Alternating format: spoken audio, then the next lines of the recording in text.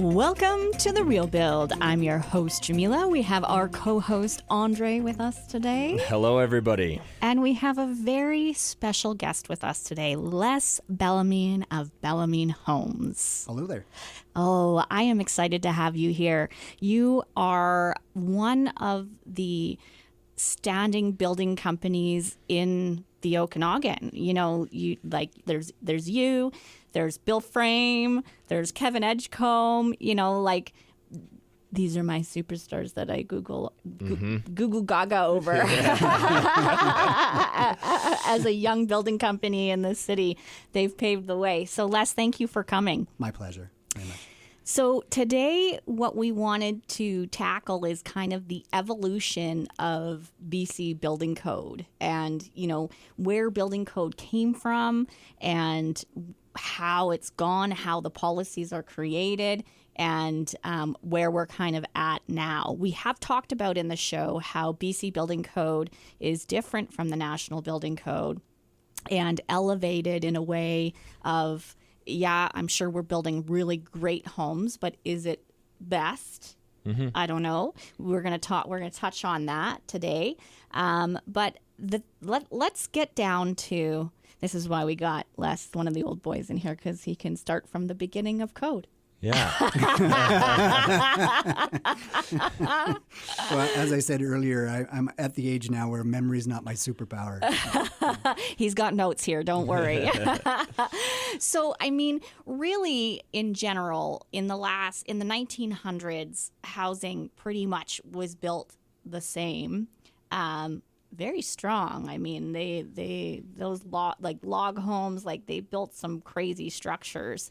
But in the late 80s, early 90s is when code really started to adapt itself for improving the living conditions of the home, mainly starting around insulation, right? Energy efficiency, insulation. I agree. Yeah.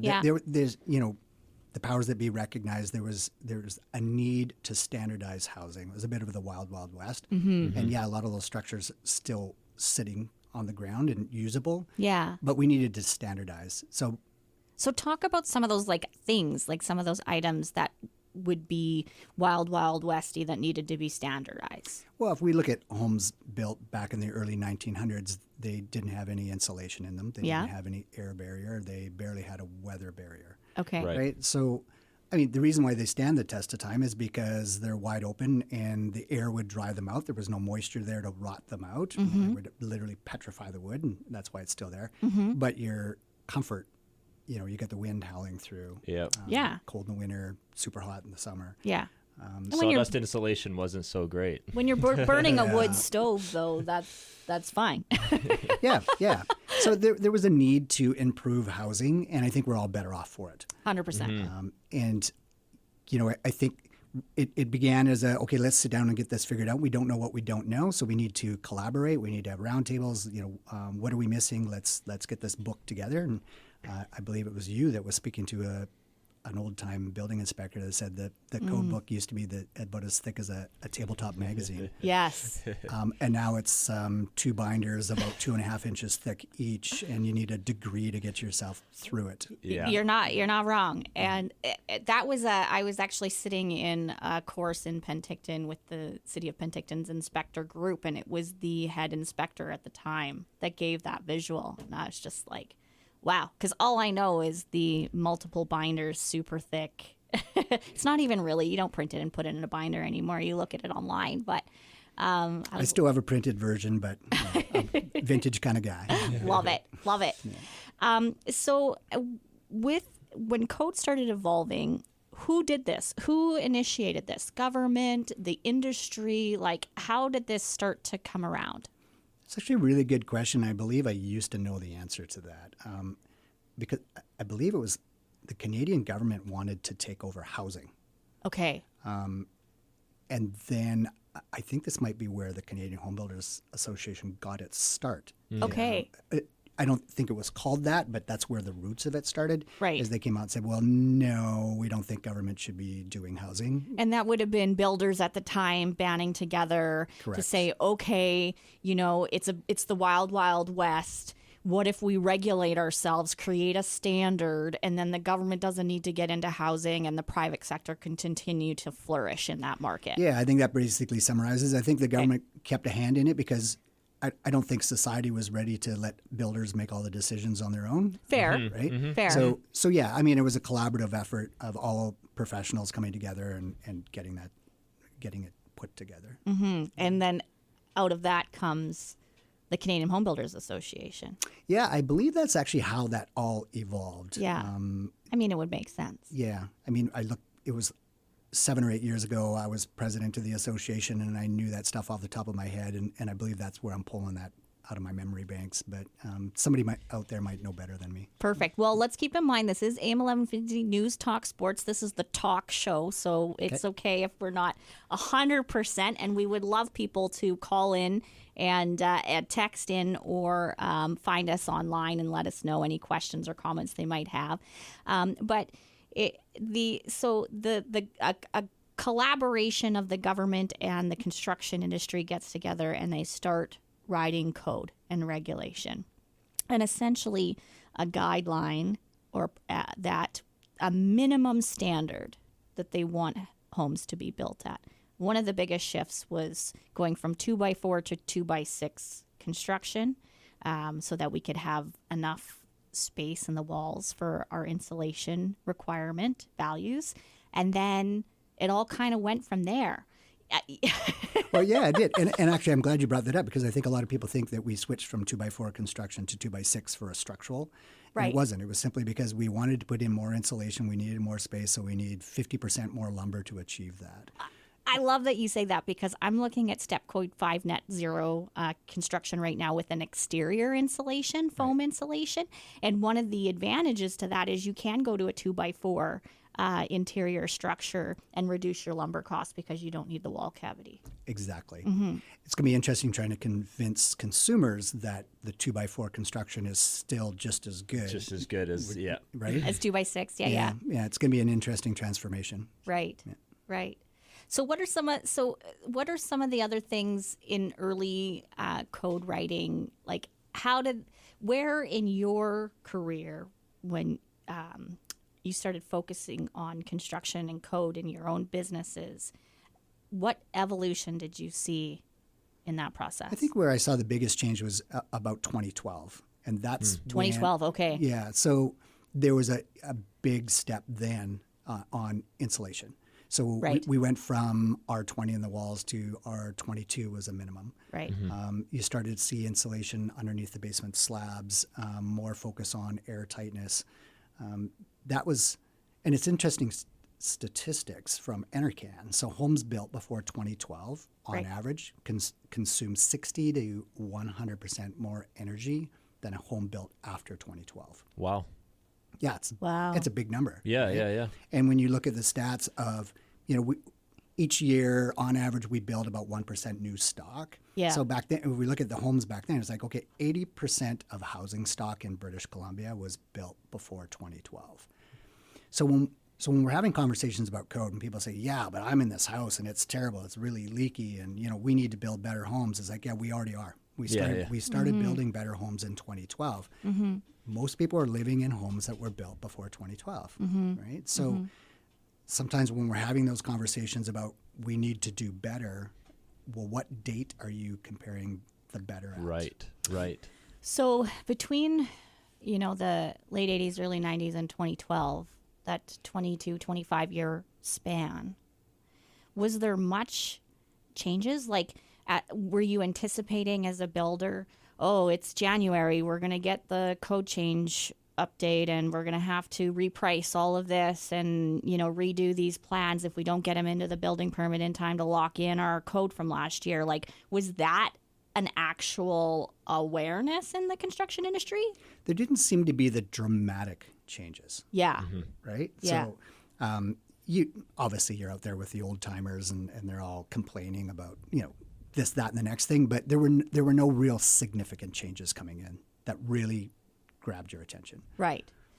Well, that explains the frustration from what you say, the old timers. I don't want to be the one who says it, but Les said it. In the new world of construction, because it is constantly changing, and you do have to think like, I got to get this building permit in because the new code's going to come out in 2 months, and I'm not going to be able to build this structure anymore. Like, that's a real thing. There's houses can't even be built to the new code, Yeah. and if they can, they come with sizable cost increase. Okay, well, we are going to take a quick break. When we come back, we're going to keep talking about the evolution of building code, maybe some tips for people that own those houses that are before 2012, and where we're at now. Stay tuned.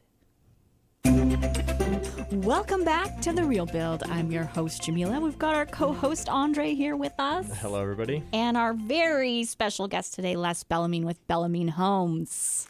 Thanks for having me. Thanks for coming. So one of the great things about having and he said that's not me, one of the old boys in the industry here with us, is that we really get to dive in like how all these policies happen, where they all came from, and the thought process and like where we are today. And today we're really talking about the progression of BC building code and, you know, the costs associated with that, the bureaucracy wrapped around it, and where we're at right now. So the last segment we were discussing how really houses were built pretty much the same up until the early 80s or the late 80s, early 90s. There was a need to regulate construction. The government wanted to step in, and the private sector, the builders, were like, wait, you know, give us an opportunity to regulate and create some standards, code, and then we can keep operating in the private sector, which then, you know, flourished Canadian Home Builders Association, which now today works alongside the federal government to give recommendations that represent the building community. And the code continues to flourish and grow and change. One of the really great points that Les made in the last segment was that houses prior to 2012 represent, was it 80%? 80% of existing stock. Yeah. 80% of existing stock and are the least efficiently built for energy consumption. Yep, they're consuming 60 to 100% more energy than a home built after 2012, according to Natural Resources Canada data. Right. And so I guess it's important to understand that the better home, the better code is to create better efficiencies of energy use, really. Mm-hmm. Right? I think anything we can do to make housing better and more comfortable is a positive. Yes. How we get there and what it costs is a conversation that continues and probably needs to continue more robust. Absolutely. Like, you don't go to the grocery store and buy Kobe beef every time. Sometimes you get another cut that I can't think of. New York strip? New York strip's a good one, too. That's pretty good, too. Yeah. Or chicken leg. I think that's a reasonable comparison is when do we as a society say, you know, I don't want to say good enough, but when is good enough good enough? When right. we raise the bar that is great. Mm-hmm. We can always do better. Mm-hmm. We can continue to build better and better, more resilient, more energy efficient. The sky's the limit on where we can go with this. Mm-hmm. And my extremely wealthy clients are loving these homes that we're building. Mm-hmm. The folks that are living in tents are wondering why they can't afford a house. Mm-hmm. Exactly. So where do we draw the line? Mm-hmm. Where do we balance that? Mm-hmm. One thing I've seen too with just talking to homeowners is, you know, you have somebody that has a house from 2015, 2014, mm-hmm. and the way they look at moving into a new product, while they do agree that it's more energy efficient and it's better on paper, the value proposition to the actual consumer of that housing product isn't like there anymore. The incremental changes that we're making seem to be getting more and more expensive on the construction side, but the actual value that the homeowner receives is becoming less and less. It's like a diminishing returns the more complex we make the code. You couldn't be more accurate. And we just recently saw this last year when the report was brought out on the Wilden Living Lab, right? So got two houses, one built to standard code, one built to essentially step 5 code, and the university came in and they put a bunch of sensors in the house and they monitored it for many, many years, and they came out with the data. And they're like, this house is using 67% less energy, which is awesome.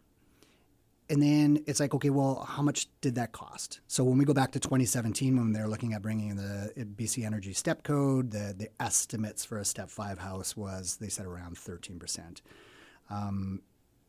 Authentic Homes, who built the house, came back and said that, yeah, it was about 13 to 15%. So not too far off. But when you apply that against a house with a build cost of roughly $750,000 build cost, Yep. 13% is $97,500. That's 13% sounded like a small number, Exactly. but all of a sudden now it's a very big number. And now you got to put that on your mortgage. And what does that cost you more per month? $500 to $600 depending on the interest rate. Yeah. So, I did a really quick math on that. And, your average home, 2,500 square foot home in Kelowna, is going to be on average about $300 a month in utilities. Yep. Your mortgage just went up by $460. You're going to save 67% on the energy efficiency on the utility bills. So your net out is your cost of living just went up $260 per month. To qualify for that extra money on your mortgage, Yep. you need to ask your boss for a $17,000 a year salary increase. Yep. So That's where the affordability metric breaks down, right? this is where this is the stumbling block. And this has been going on since we started putting in major code changes since 2012. And I think we can all agree that housing since 2012 has escalated like we've never seen it escalate before. Yes. Right? So that's why folks like myself are saying, look, do we need to step back and reassess and decide what's good enough? Right? I think the homes that we were building in between 2012 and 2017 were some pretty spectacular houses. Absolutely. I'm not talking about quality. If you got a listener out there saying, well, my baseboard fell off, we're not talking about Yeah, that. Right? yeah. We're talking about structural. We're talking about energy efficiency. And I think we may be swinging the pendulum too far on how resilient and how awesome we're making houses because we're leaving people Totally behind. agree. I totally wonder how many times when they're sitting around the table creating code, they run the numbers. agree. Yeah. Never? No, I think like with the step code, there was a robust study that the Technical Research Committee did. They created the 2017 metrics research report. I think that's what it was called. Basically, it's a group of industry professionals that sat down and said, let's figure out what this is going to cost. Right. They used typical government processes for that, right? So they use quantity surveyors, they use general terms, because you're trying to figure out what's this going to cost across the province, and there are, every region's going to have yeah. different costs. Yeah. So it was pretty generic. Here locally, at that point in time, I co-chaired the Step Code Committee for the Home Builders Association for our region, Yeah. Central Okanagan. And we said, I also sat as an executive on the board of directors for the association. And we said, look, maybe we should be doing a regional study. What's this actually going to do in our area? So we went out and hired an energy advisor. They modeled 3 typical house plans that you would see built in the Okanagan. They were typical house plans. Okay. And said, we said, give us a bunch of different scenarios to reach each level of the step code. Well, they gave us 5 for each house, for each step. That worked out to 75 different scenarios. And then a group of builders, 3 builders. I was one of the builders, Scotty Tyerman from Authentic Homes and Dave Fitzner from Align West Homes. Then we took these plans and all the Great minds to be behind this. I think so. Yeah. Reasonable builders and reasonable-minded, open-minded. And technical thinkers. Yes. Yeah. So we took all of this data. I'll try to say this all quickly. We took all this technical data. We priced out every scenario, just like we were pricing this to build it for a customer, Yep. and said, what's this going to cost? Our results came out dramatically different than those that were given by the government on what this was going to cost. When they were saying it would be less than 1%, we're like, no, you're going to be 4 to 5%. And again, when you apply 4 to 5% on a $7 to $1 million home, it's a lot of money we're talking about. That report was discredited by those proponents of the step code because they said, well, yeah, but you just have to design houses differently. And that's Boxes, no windows. That's not untrue. We got to design them differently. This has come from people who don't design houses for a living. I've been designing houses since 1995. Got a pretty good idea what consumers are looking for in a home. Yes. I can try to convince them that a square box with no windows is what they really want. No, ma'am, you do not want a wall here with the lake in front of you. You do not want a window over your kitchen sink looking out into the yard. Yeah. So the reality is, it sounds like an easy solution if we just do everything different, but we're also asking people to sacrifice a quality of life, which is, how many times you hear this home is beautiful. Look at all the natural light coming through all these windows. Oh, that's the first thing we're going to take out is your windows. Yeah. Right? Yes. Yeah. I mean, that was one of the biggest things is like, how are they going to address windows? And like when you were doing this process at Can Manage, one of the challenges was that there wasn't even products created to use to make Step Code 5 at the time. So there would have been also some, like, you'd be using products that they don't even make them yet. We are in a very interesting time as a building community and as a society as we try to implement Step Code, because we're actually inventing this as we go. Yeah. And we're not 100% sure if we're doing it right. So before we really dive into that, we're going to take a quick break. And when we come back, we're going to really dive into Step Code. Welcome back to The Real Build. I'm your host, Jamila. I've got our co-host, Andre, with us here today. Hello, everybody. And our very special guest, Les Bellamy from Bellamy Homes. Thanks for coming out. Happy to be here. So we are talking about the most invigorating topic. I'm sure you're still all awake out there. But building code and the evolution of building code, especially building code in BC, where we've come from, where we're going, how it's created, the cost implications, the changes, and maybe we should question this all just a little bit. Just take a second. So, I mean, we've touched upon where we've come with code. We did mention that houses built prior to 2012. In that kind of 25-year span from the late 80s to early 90s, code wasn't changing super rapidly, and you weren't planning your builds around making sure you get your building permit in because there's a code change coming. After 2012, and this is the lifespan I've spent in this industry, but that's a real thing. When you're designing a house and you're planning out the house, you're like, okay, we got to get this permit submitted because I got to lock in this code with my permit submission date because there's code changes coming, which are going to have cost implications. I'm going to have to change the design. I might have to alter my windows. Like there might be stuff that the client doesn't want to see. And I got to get it in. So code changes every year is something, as an industry, we are planning around and planning for cost-wise and design-wise all the time. And I think you've got a couple of notes on this, Les, but why are we seeing such drastic and dramatic code changes now more rapidly than before?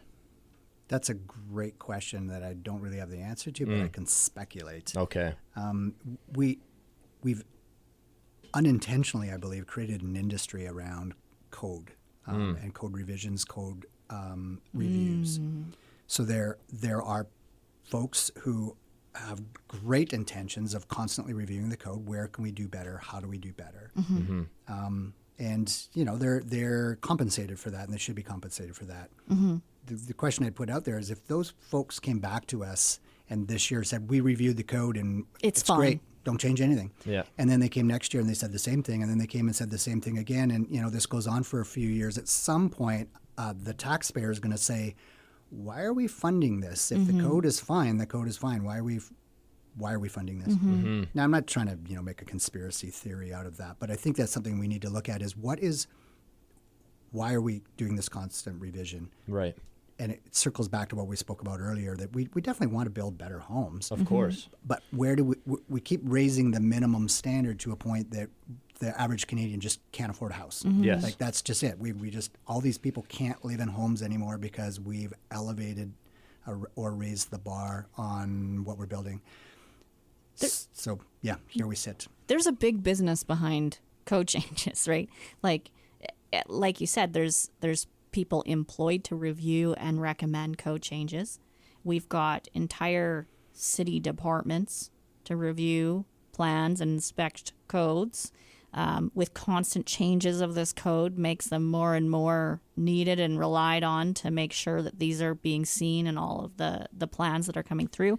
And then you've got the industry itself. The more the code becomes complicated, the more it then involves a professional with liability to take the liability risk. So whether that's structural engineer or that's now an energy advisor that you have to include on every build or so on. So if these people are the ones influencing code changes, that can create a bit of a business behind that. But I don't know, maybe I am being a little conspiracy theory there, but and then new products that have to get created out of code changes.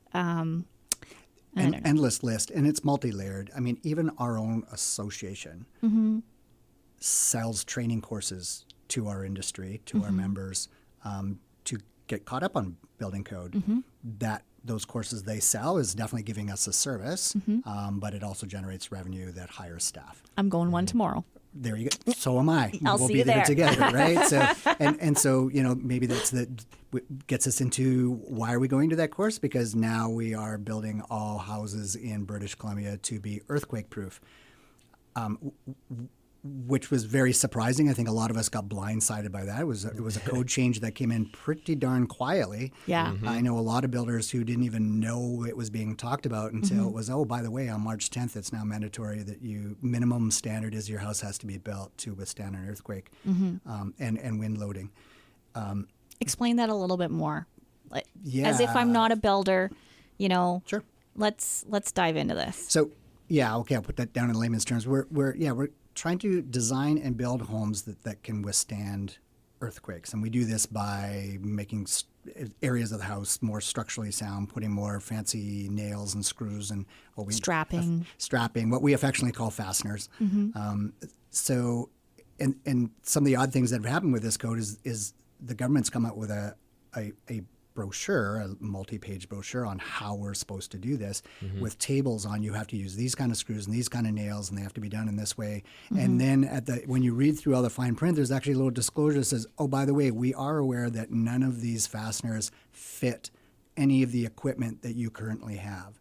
So when we think across all across British Columbia, every person out there with every air framer, nailer, a screw gun, all these guys building our houses, their tools are useless for building these structural panels that need to be built inside of houses to make them earthquake. And these are thousands of dollars worth of investment into tools. We're talking hundreds of thousands.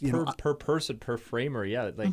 I just recently outfitted my own in-house framing crew. Right. To do that cost me $25,000 in equipment. And now a portion of that equipment is useless because of the building code change. And I'm just one guy.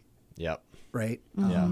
This is the alternative is that we would hand nail instead of using our pneumatic nailers. Right. Which, it's like, some old timers might say it was about time I got back there and swung a hammer. It's like, well, maybe we do, but we have political leaders that are saying that we need to build 500,000 homes a year across Canada to meet our housing needs. That's 1,367 homes a day. We can't do that if we're hand nailing. Yeah. Yeah. And just to kind of put that in perspective too, cities across Canada, large cities across Canada that are experiencing like housing booms right now and production booms of housing units are doing building permits on a couple of hundred a month. And these are, this is Edmonton. This is a massive city that has a huge amount of people going into it because it is affordable. And even they are not able to provide even a fraction of that. So to put that in perspective, we have like 10 large major cities, less than across the country. Yeah. And one of them can do 50 to 100 building permits a month. Yeah. And we're looking at 1,000 a day. A day. Is that correct? A day. Yeah, A day. 1,367 a day, roughly. Yeah. Well, but okay, that's off topic. Let's wrap it back. Let's wrap it back to this code, the newest code that's come in, which is all the Earthquake. additional strapping for earthquake. Yeah. Let me ask a question. Why are we doing it? How many homes have we lost to earthquakes in BC?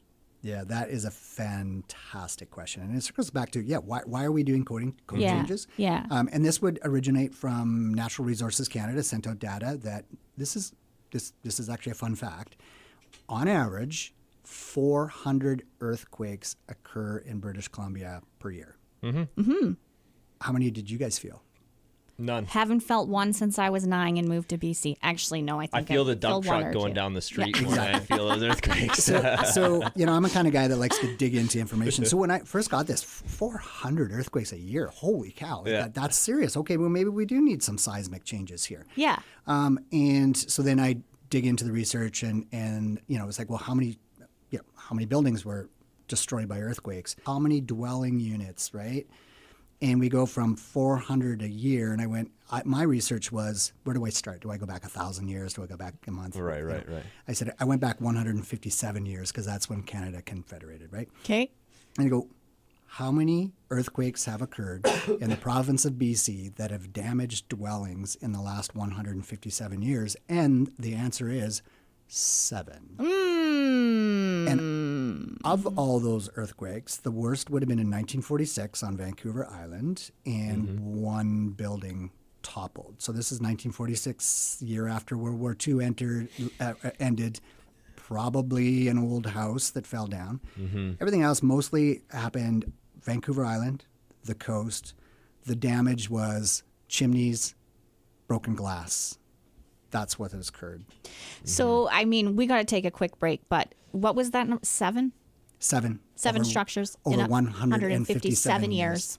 And we now have a new earthquake code in our building We do. Yeah. structure. You have a better chance of getting hit by a meteorite than you do a damaged building by a earthquake. Let's go for break so I can say how I really feel about this. Stay tuned. We're going to talk more about building code when we come back. Welcome back to The Real Build. I'm your host, Jamila. I have my co-host here with me today, Andre, Hello. and a very special guest, Les Bellamy from Bellamy Homes. Thank you so much for coming. My pleasure.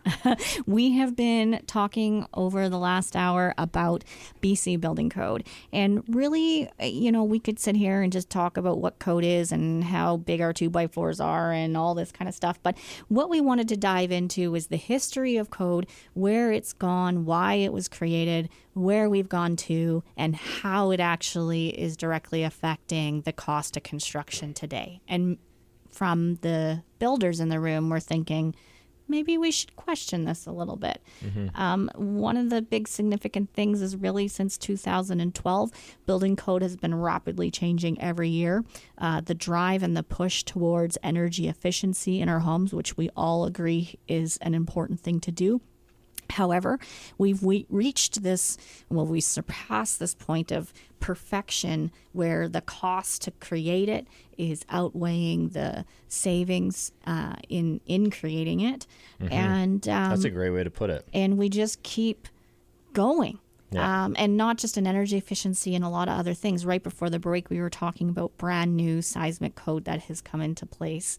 Les and I will be in a course tomorrow, actually, learning more about this. But Les has dove into the numbers, and the reality is in the last 157 years, 7 homes or structures were affected by an earthquake in BC.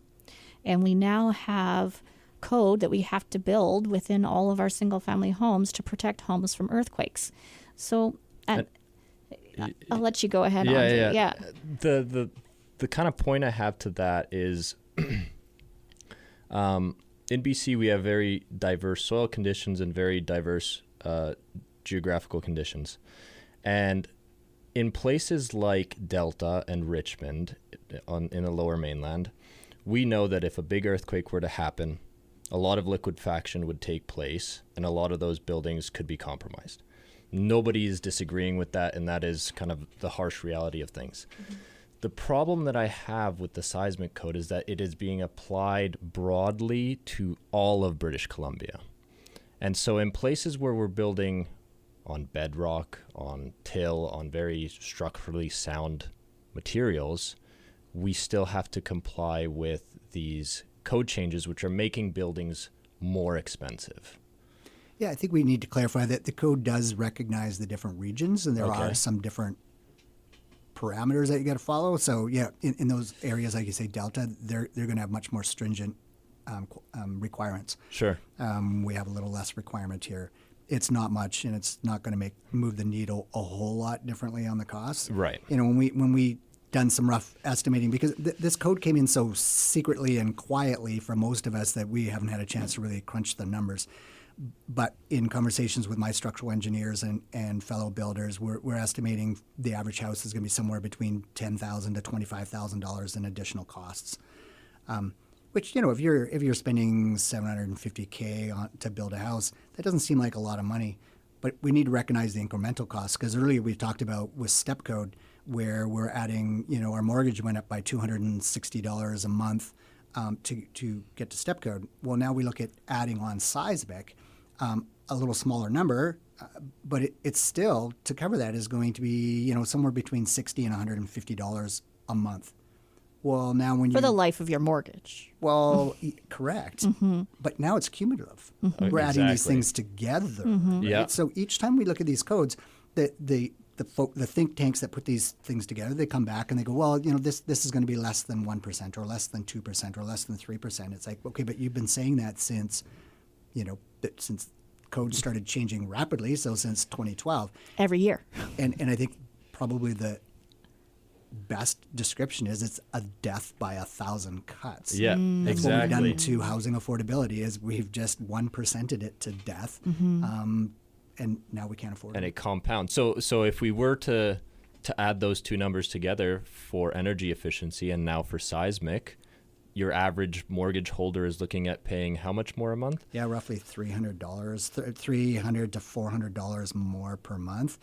I can't do the quick math here on what it would take to qualify for that. Yeah. You know, you're going to have to go to your boss and ask for a sizable raise Yeah. to be able to qualify for that mortgage. Yeah, somebody working 2,000 hours a week at a normal full-time job, I mean, you're looking at $6-7 an hour pay increase just to pay for that extra bit on your mortgage, which is supposed to be helping you. Now, the counter argument, some people have said, well, listen, with seismic, then our insurance for earthquake should go down. So Vancouver has had this mandatory for several years. Vancouver has the highest earthquake insurance rates in our province. Exactly. So I don't think we're getting anything in return for this upgrade. Yeah. Yeah. I just wonder, I want to be a fly on the wall for the room that was like, hey, 7 houses fell down in the last 150 years from earthquakes. We should make a new code for that. I don't know, that might not be completely correct. We've had 7 earthquakes in 157 years that have caused damage. Oh. Don't know how many buildings actually got damaged, but I know the Okay. extent of the damage was primarily chimneys toppling and Okay. broken glass. So I would argue that we have a masonry problem, not a structural problem. Building structural code Yeah. problem. Thank you for clarifying that. Yeah. I mean, I'm all for building a great product, and I'm all for regulating an industry so there's consistency. When you have consistency, you can hire different trades from different companies, and you know they're going to come in and do the same job for you.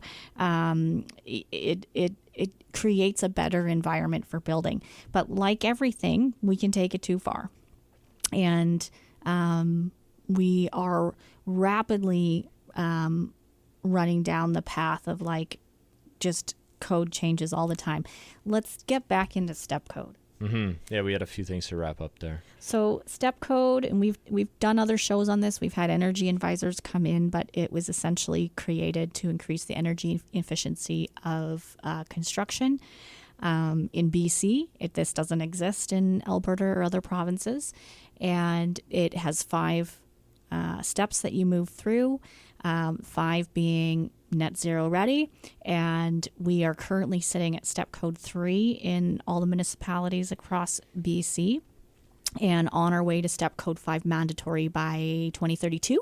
Is that correct? I believe so. I used to think it was 2030, but I was corrected Yeah, at 2032, 2032. I believe. I believe you're right, yeah.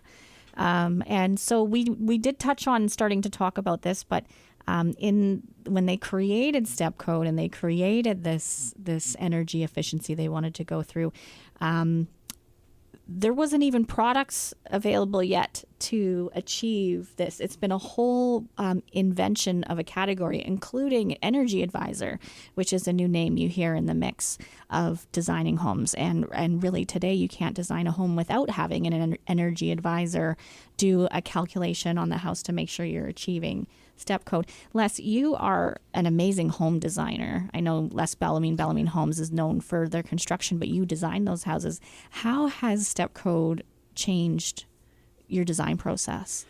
Great question.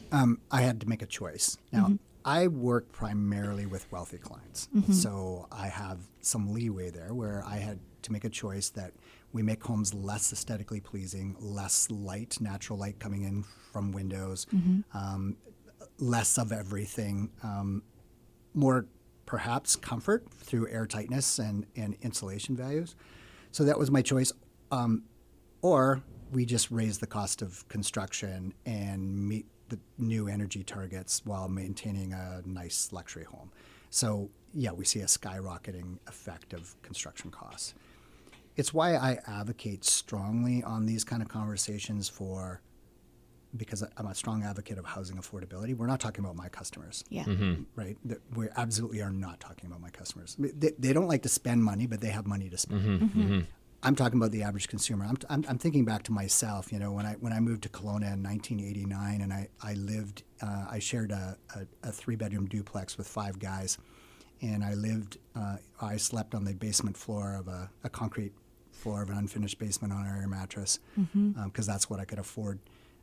So when I think back to how I struggled in trying to get into housing, and I look at young folks today, and it's like they just can't get into housing. I look at young folks, not even young folks anymore, people in their 40s and 50s going, where I just can't afford a house. Where did we go wrong? Well, I know where we went wrong. And there's a lot of levels to it. It's not just building code. I want to make that very clear. It's not just building code. But building code plays a part in it, and it's a fairly significant part. And so we need to go back to grassroots of the unintended consequences that are happening by trying to do better. Right? Kudos to everybody who's trying to do better. We didn't realize that when we pushed the needle this far on doing better, that we were going to alienate a massive amount of our society for home ownership. It's like, oh, oops. Yeah. We know those people were doing it for the right reason. Didn't know this was going to be the result. Well, we've got to wrap it up today. I'm sure we could probably talk a whole nother hour, but we really wanted to dive into code and help you understand how the cost of construction has been climbing outside of the cost of labor and taxes and DCCs and all the other things that come into play, but really hone in on building code, what it is and how we got here. Tune in next time where we just talk about the real build, the real thing, what's going on behind the scenes. Thanks for listening. Les Bellamy Homes, thank you for being here. I really enjoyed this. Thank you. We will chat to you next week.